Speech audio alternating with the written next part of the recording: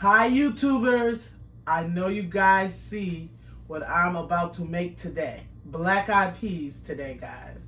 I know everyone's gonna want this on their tables for the New Year's, along with some pork. That's what we were taught as children.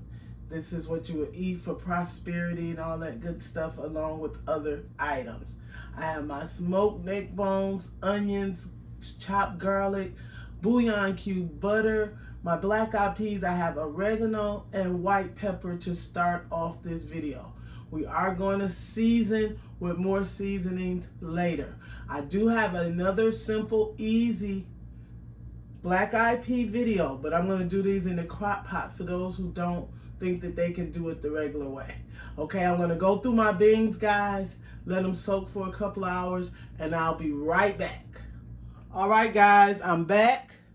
My beans soaked for about an hour.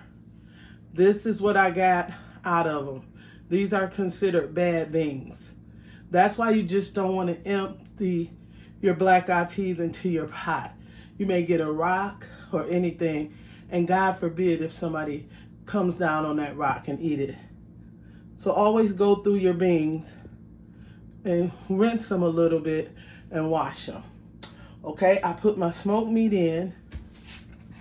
I'm going in with my beans. Okay. And what you want to do is take the water and fill this up. But before putting the water in, I'm going in with that garlic that I cut up. I'm going in with a bouillon cube or powder, whichever you want to use. I'm going to put that in. I have a medium onion that I've cut up. I'm going to put that in. Okay. And after my medium onion, what I'm going to do next is this. I'm going in with some garlic powder, because remember that smoked meat has salt in it. I'm going in with some pepper. You can use white pepper or black pepper, whichever you like. And you can use crushed red peppers or anything like that. A couple of dabs of hot sauce for me. Some oregano. Oregano, yes. Put a little oregano on there. And I got some bay leaves. I'm going to use a couple of those in my beans. And yes, 2 teaspoons of butter. Okay, that's what you need for your seasoning. Now I'm going to get my water. If you choose to use stock, you can, but I have a bouillon cube in here, so I'm just going to fill this up. Should be about 3 or 4 cups of water. All right, I just want to pour this right there, right over your beans, which mine took 4.5 cups of water.